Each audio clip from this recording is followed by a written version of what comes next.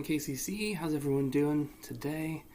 Hope you're all keeping well after another week. I'm so excited to be coming to you from another corner of my living room. I just keep bringing you around to different spots in my house, and hopefully you're enjoying yourselves. We're really excited that you're with us for church this morning. We got a couple songs to start our morning with, and before we do, I'm just going to read from Psalms 9, 1 and 2. It says, I will give thanks to the Lord with my whole heart. I will recount all of your wonderful deeds. I will be glad and exult in you. I will sing praise to your name, O Most High. So why don't we do that right now? Let's sing some songs together.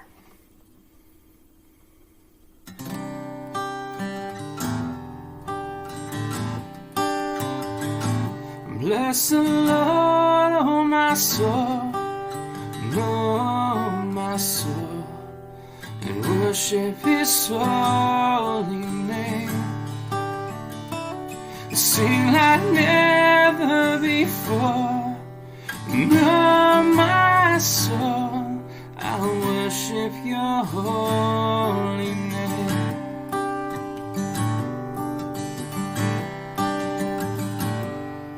The sun comes up, it's a new day dawn. It's time to sing your song again. And whatever may pass, and whatever lies before me, let me be singing when the evening comes. So bless the Lord, oh my soul, oh my soul, and worship his holy name. And sing like never before, oh my soul, I worship your holy name.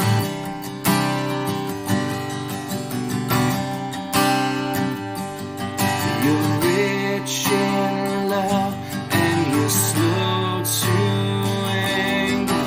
Your name is great and your heart is kind. For all your goodness I will keep on singing. 10,000 reasons for my heart to find.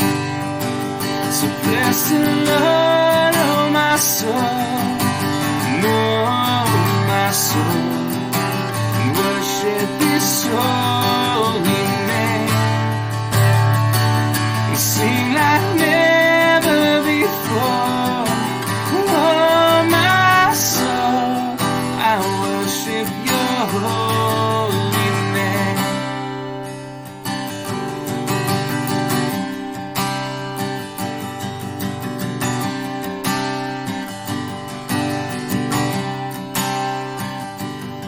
And on that day when my strength is failing, the end draws near and my time has come, but still my soul will sing your praise unending. 10,000 years and then forevermore.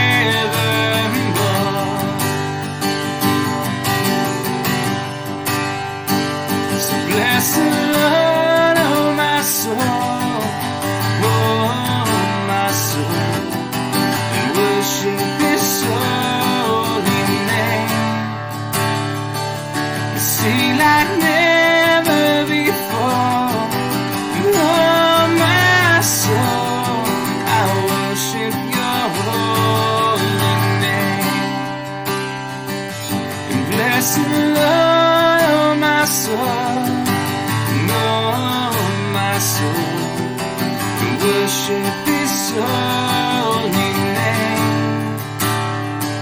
And sing like never before, oh my soul, now worship your holy name. Yes, I worship your holy name. Yes, I worship your holy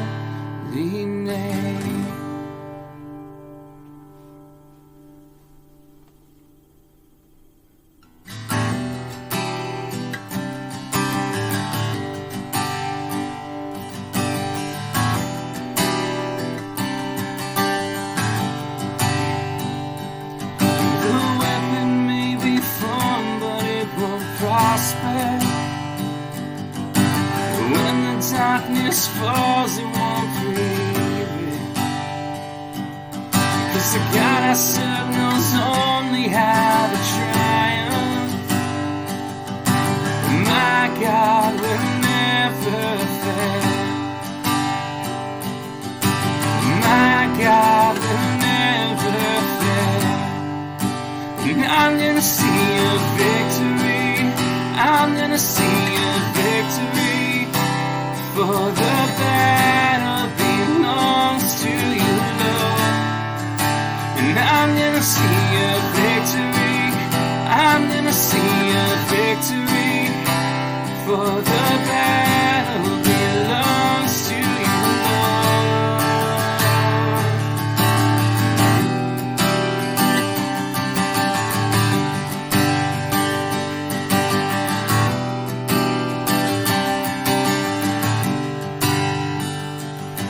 There's power in the mighty name of Jesus.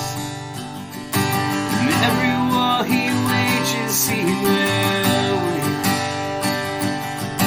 And I'm not backing down from any giant, 'cause I know how this story ends. Yes, I know how this story ends. 'Cause I'm gonna see a victory. I'm gonna see a victory.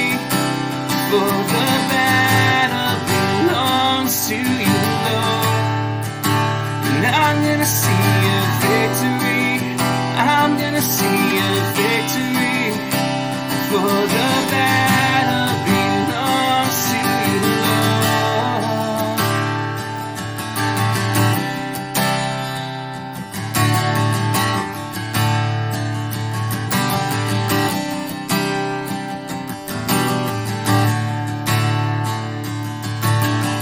You take what the enemy meant for evil, and you turn it for good.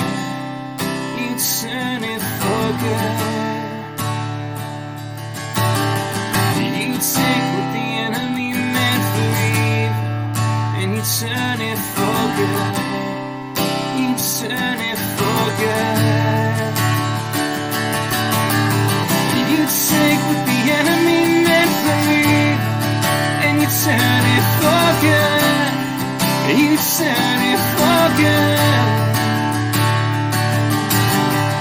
You take what the enemy meant for evil, and you turn it for good.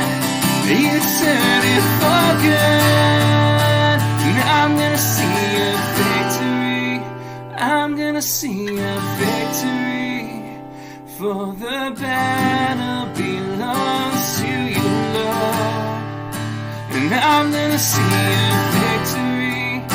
I'm gonna see a victory. For the battle belongs to you, Lord. And I'm gonna see a victory. I'm gonna see a victory. For the battle belongs to you, Lord. And I'm gonna see a victory. I'm gonna see a victory.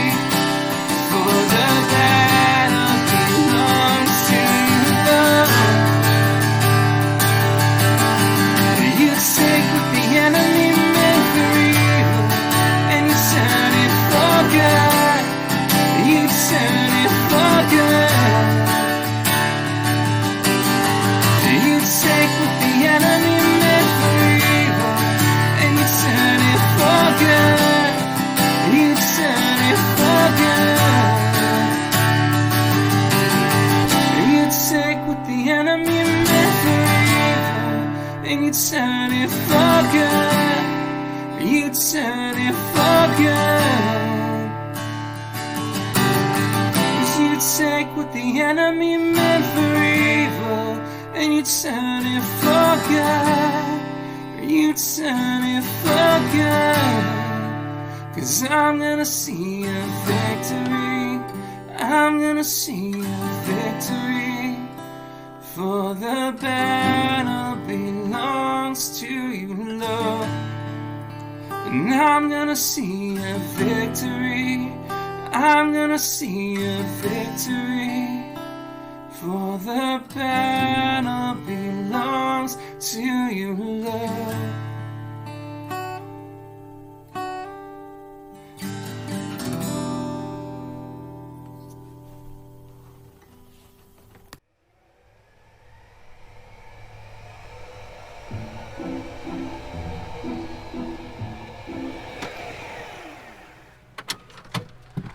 My 401k is pathetic.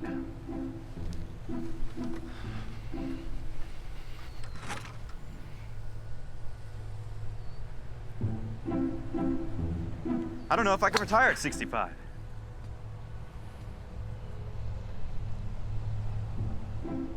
You know, I have friends with several $100,000 in their portfolios.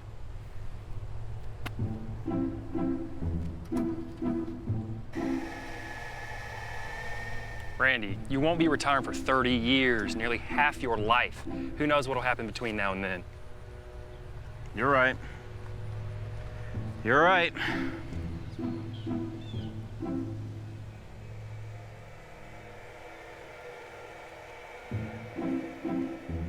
I have no Roth, no IRA. I'm not even sure what those mean.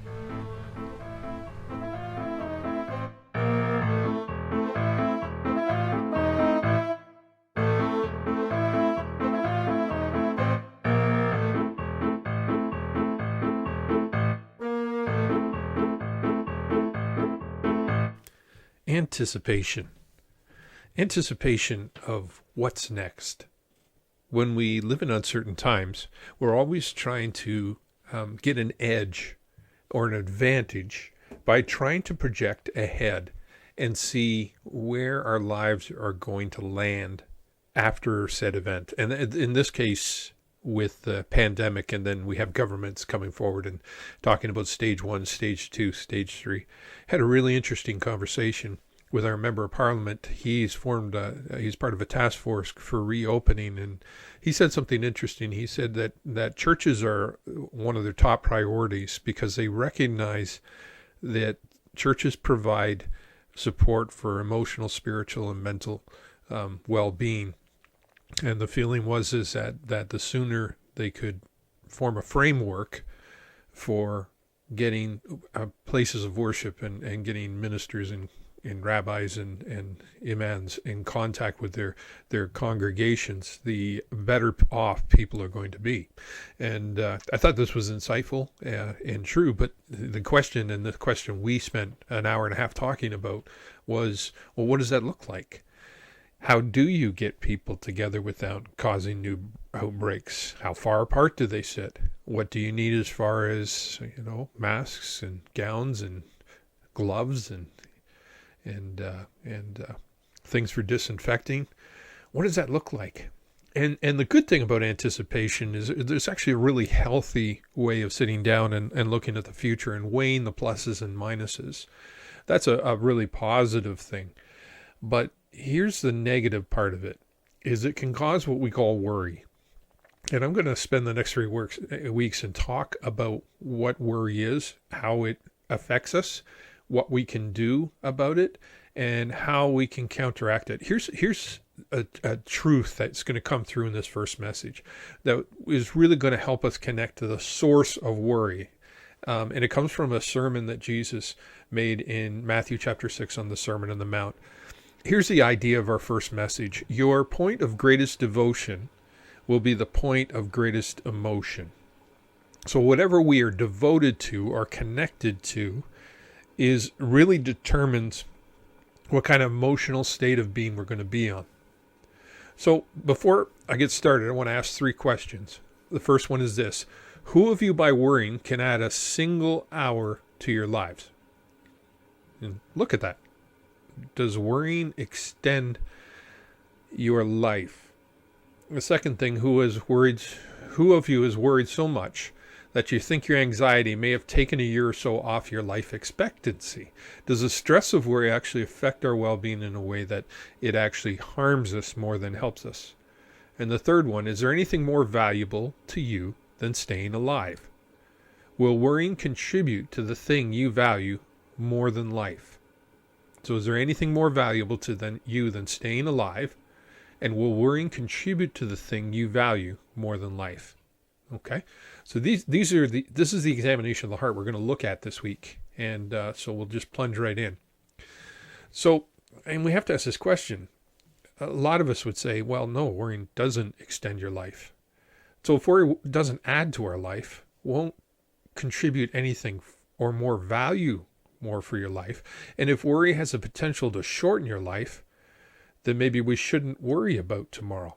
And I'd like to sum it up right there. Okay, tomorrow will take care of itself. Okay, questions, Actually, I will unpack this a little more. The first is, the idea is the point of this series is not to say your situation is not so bad.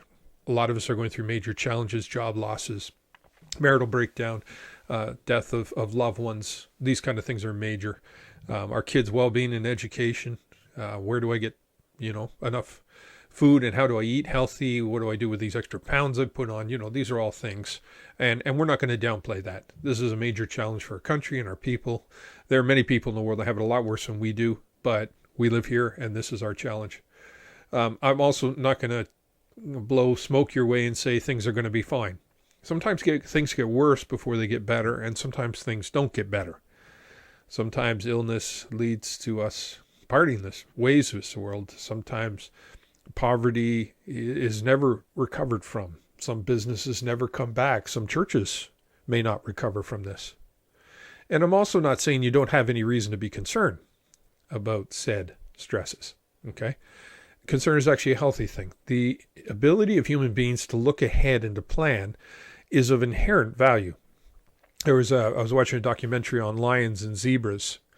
A zebra is programmed to only panic and run when it has determined that the lion is hunting. So as soon as lions, start swishing their tails and hunching down and following them around, zebras have an innate nature that they will program that their adrenaline goes way up, their ability to run and speed and dodge and do all those things increases, their desire to get as far away from the hunting party as possible kicks in, and the zebra will become as best equipped as it can be to escape from those lions. Here's the thing. As soon as the lions stop hunting, zebras can coexist within yards of lions. They will, they'll graze, and they'll eat whatever they need to eat and be fine, and actually have no panic and be quite calm and passive.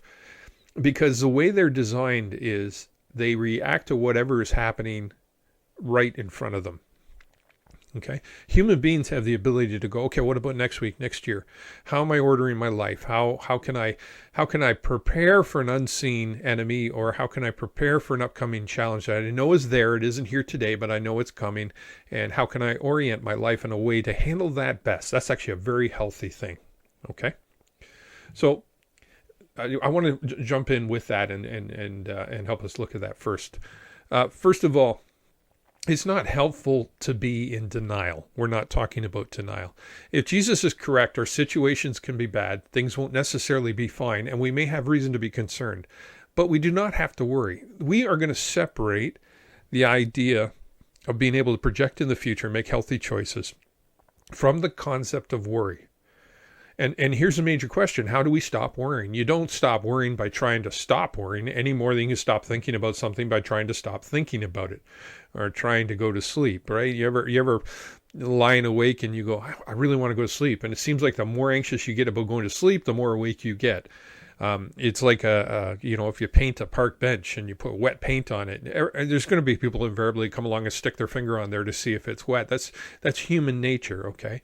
So we're not going to say you can't worry or stop worrying, it's just an instantaneous thing. There's actually tools in the box that we can take out and we can deal with it. There's lots of good books that have been published on it. And for the next 3 or 4 weeks, we're going to take a look at what Jesus and other biblical scholars had to say on the subject of worry. First of all, the context. Jesus is speaking in the Sermon on the Mount.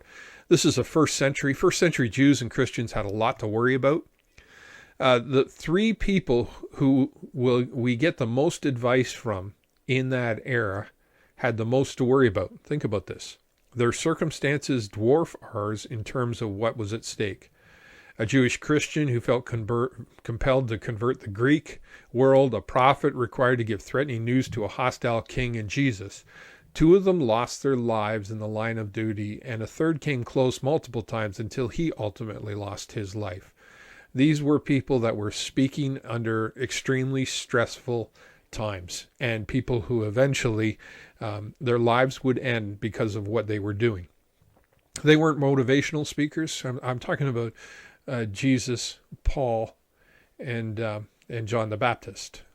Their insights into the subject of anxiety, worries, and stress were born from their lives, which were anxiety-ridden, stressful environments.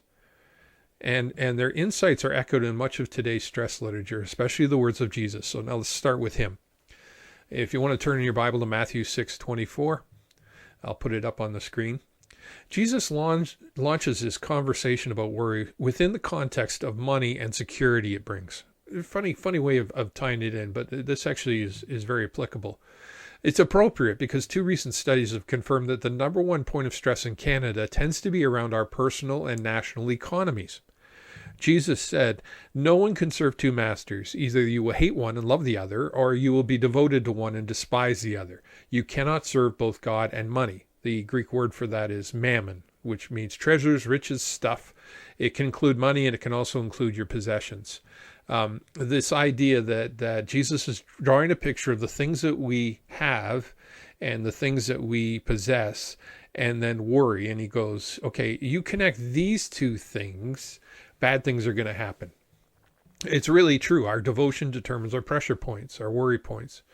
What you are most committed to determines what you worry about most.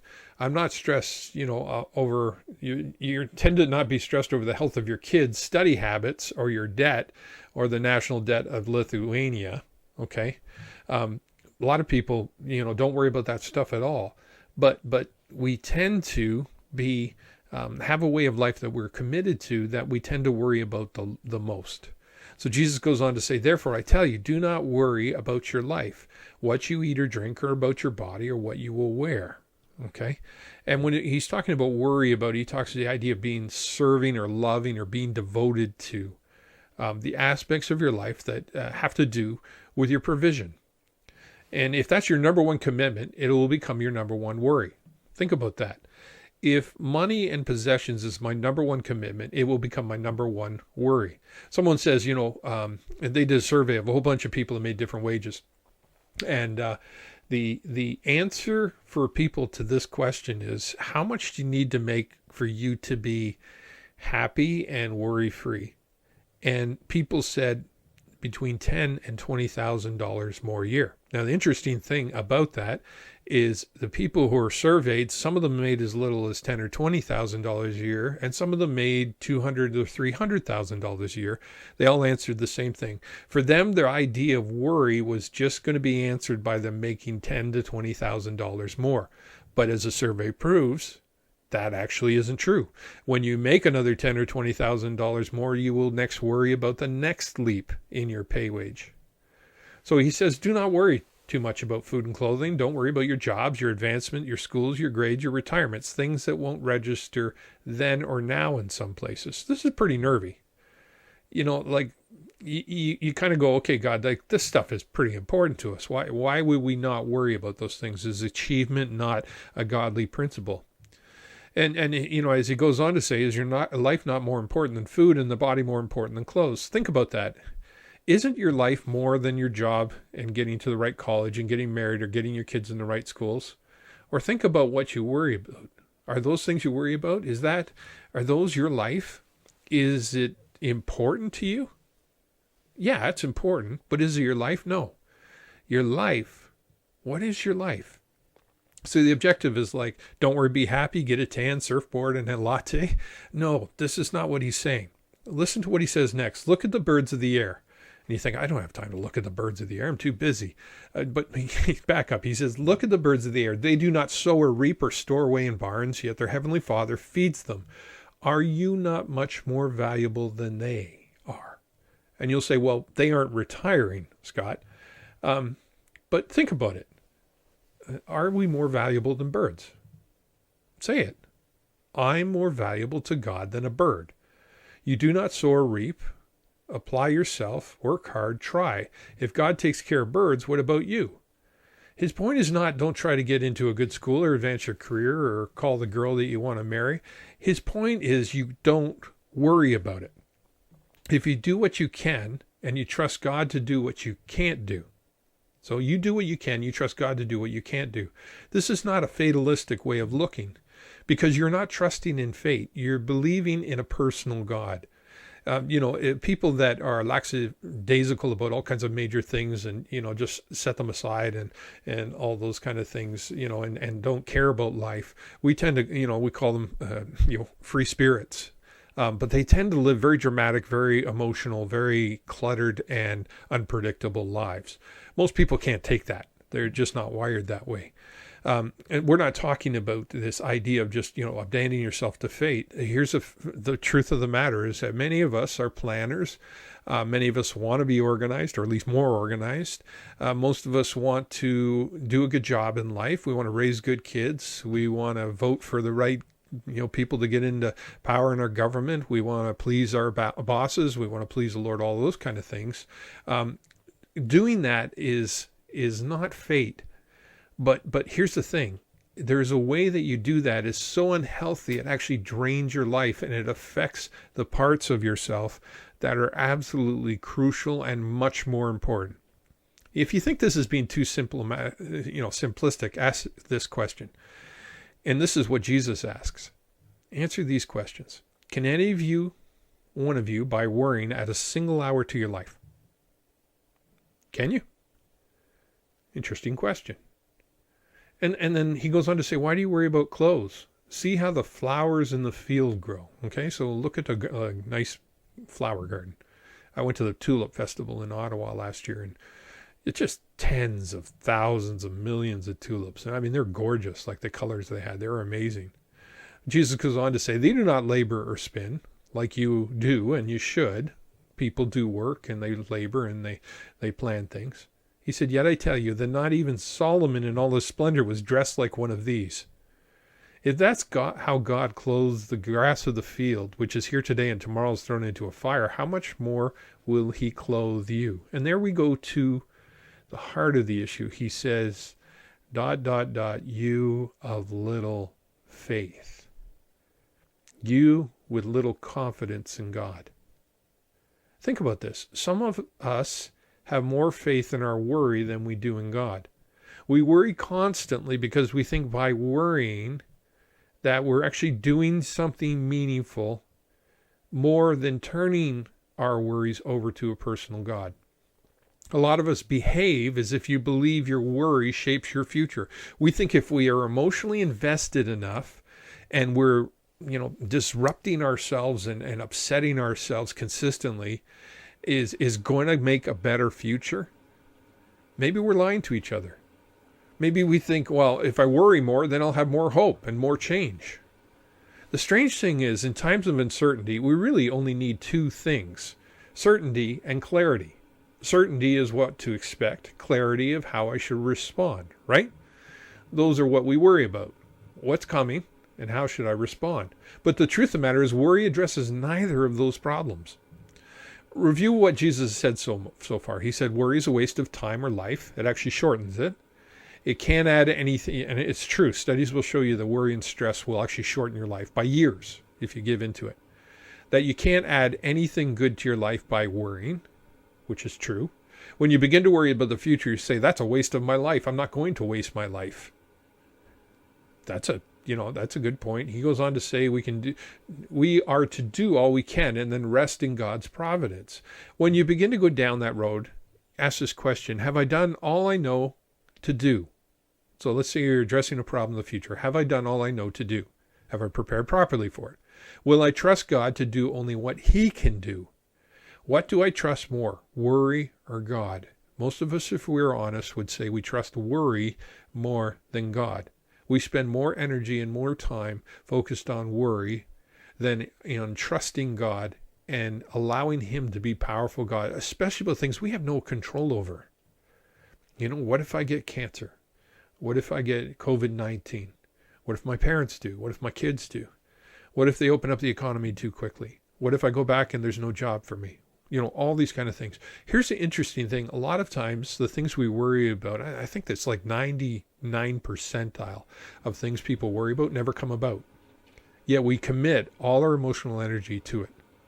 And this is the dirty little secret about worry. It is an indication of our greatest devotion. Our point of greatest devotion will be our point of greatest emotion. What are you most devoted to? Is that really what you want to live your life for? Is life more than that? Do you want to spend the rest of your life worrying about money or about status or about reputation? That's the question. So I'm going to leave us there. I just want to conclude by saying this. If you were to say this or ask me this question, Scott, what is one thing you would like me to do this week as a result of this message? I would say this. Read Matthew 6:24-34 straight through 5 times. I want you to take that passage, read it over and over again 5 times, and then come out of it and take a pen and a piece of paper and write down your thoughts. What is my priority? What am I most devoted to? What am I spending enormous amount of time worrying about that I have no control over, that is really God's problem? I remember I met a minister once, he was from Cincinnati. He pastored a church of 4,000 people. And he had a really, really stressful job. He had like 200 people on staff or something, 150 or whatever.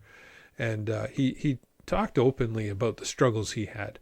He had things happen in his staff. He had a lot of people to care for. They had the public image of the church. They had, different things going on, like just an enormous amount of pressure put on this guy. And I was, just starting out. I was running a youth group and, just kind of right at the bottom of the barrel. And I said, if you have one thing to say to a guy like me, what would you say? He said, Scott, always remember what is God's problem and what is your problem. He said, if you can separate those two things, what can I do or what is my responsibility and what's God's responsibility, you're going to do way better in ministry. Because I found out, he said, about 99% of it is God's responsibility. He said, there's all kinds of things I do. I work hard. I work long hours. I'm very focused. I have a tough job, he said. But here's the reality. Most of the things that confront me are beyond my ability to handle. And so I depend on a powerful personal God to help me see through. That's my prayer for you as well. So as we break into week 3 next week and we go on with this series, ask this question. What am I worried about? What am I most devoted to? Is that really how we want to live our life? And is my life actually made up of more of that? God bless you. Thanks for listening.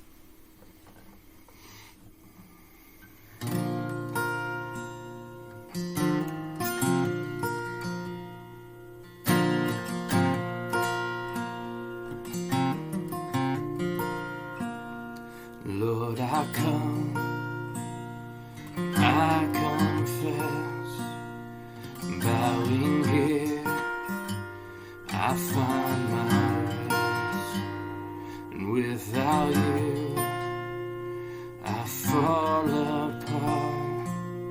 You're the one that guides my heart. Lord, I need you. Oh, I need you. And every hour I need you. My one defense, my righteousness. Oh, God, how I need you.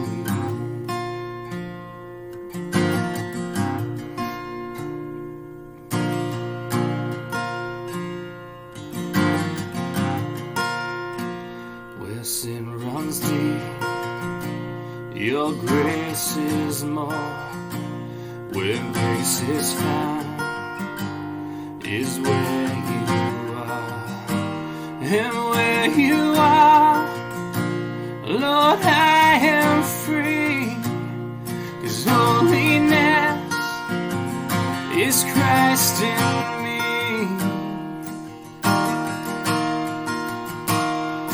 Lord, I need you. Oh, I need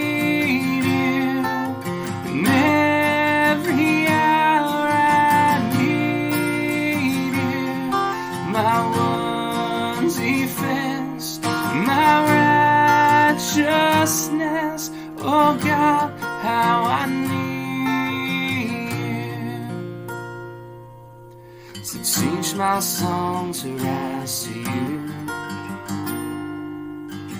when temptation comes my way. And when I cannot stand, I follow you.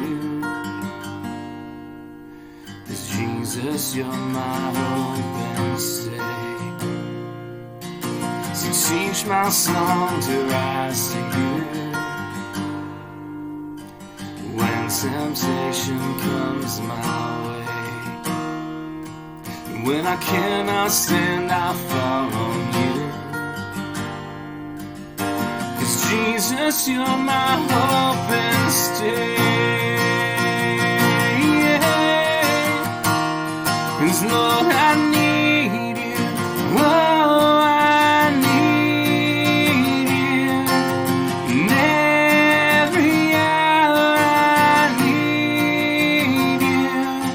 My one defense, my righteousness. Oh God, how I need you. Lord, I need you. No, how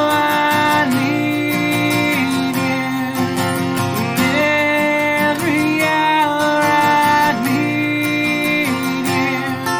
My one defense, my righteousness. Oh God,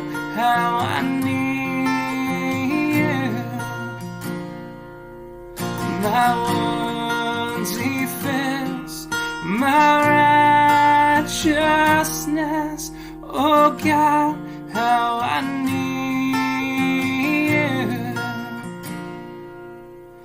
My one defense, my righteousness. Oh